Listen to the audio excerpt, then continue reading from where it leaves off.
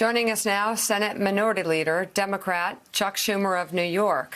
Senator Schumer, thank you for joining us. Your response, sir, to the Trump tapes. They're just awful. Look, when the house is on fire and there's a 5-alarm fire, you have an obligation to let people know. If not, they're going to burn and they're going to die.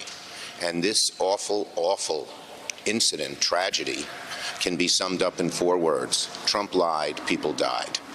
And when we look at the rest of the world and we see why are they doing better than we are in fighting this awful COVID rage, the reason is very simple.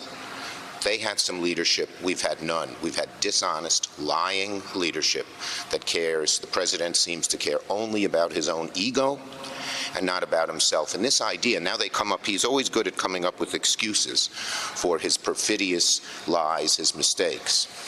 And this time he said he didn't want to panic people. Really? Is this the same president who's busy panicking America right now, telling women in the suburbs that your safety is at risk when the suburbs are not at any risk at all in that way? He doesn't mind panicking people when it serves his interest. But what's worse is he will not tell the truth when it serves his interest, and then people are so badly hurt. It's a despicable incident, and I hope it wakes up some of those Trump supporters to realize what this man is, that they cannot have him be president again, because it'll get worse. He'll tell more and worse lies. I mean, if you look at it this way, if he didn't want to panic people and he didn't give them honest information about how deadly this virus is, and he knew that in real time in January, February, March, he was told by national security advisors, by scientific experts, by doctors. He knew children were getting it and passing along. He knew all these things and then told Bob Woodward he was going to downplay it. Other options to downplaying it would have been mobilizing the Defense Production Act and getting a national effort on testing. We don't even have testing in some areas that comes back right away. Some people can't even get tests without symptoms. We would be in such a different place if the president took what he knew seriously. Yeah. There are thousands of my fellow New Yorkers who are dead right now, and it can be directly attributed to the president's lack of action, lying about this crisis. No question about it.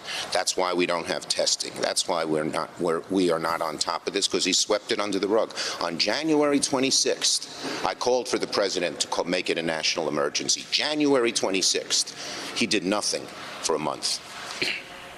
Senator Schumer, it's Willie Geist. So obviously we have cataloged this morning all the failures of the president and the appalling confessions he's made on tape. But also governors across the country had responsibility. They knew a lot of this information. So now, with benefit of hindsight, do you look back and say, well, maybe Governor Cuomo and governors of other states should have acted quicker as well? No. I mean, the bottom line is you needed federal action. It was the federal authorities. The governors don't have people in China, in foreign countries. They don't have access to the intelligence the president does.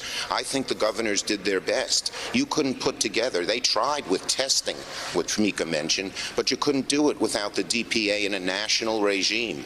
I think the governors are going to come off quite well, but under very difficult circumstances with a president and a national government that did nothing. And there's one other point here, well, there's two really. One is, where were the people around Trump? They should have blown the whistle.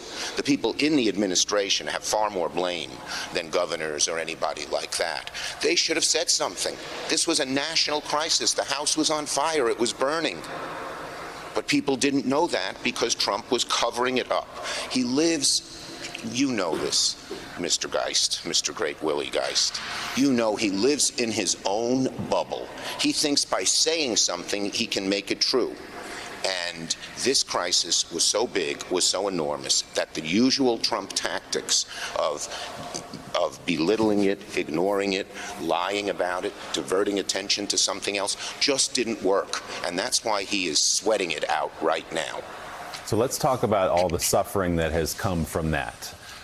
People losing their jobs, people losing their loved ones. You right now are working and will vote today on a package that would offer some economic relief that would help put in place now, 6-7 months later, some of the things that obviously should have happened much earlier. Where are you with Mitch McConnell on getting relief to people whose checks ran out many months ago and who need it badly?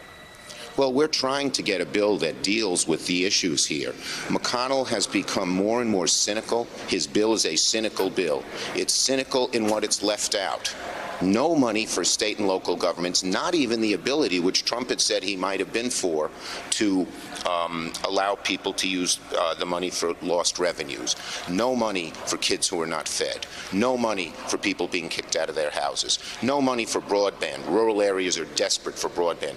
No money for restaurants. No money for performance spaces. No money for all these things. Why? Because 20 people in his caucus. First, let's look at what McConnell did. First, he said he wanted to assess the situation. That's not lying, but it's a little like Trump. The House is on fire. He's ignoring it. Then he said pause.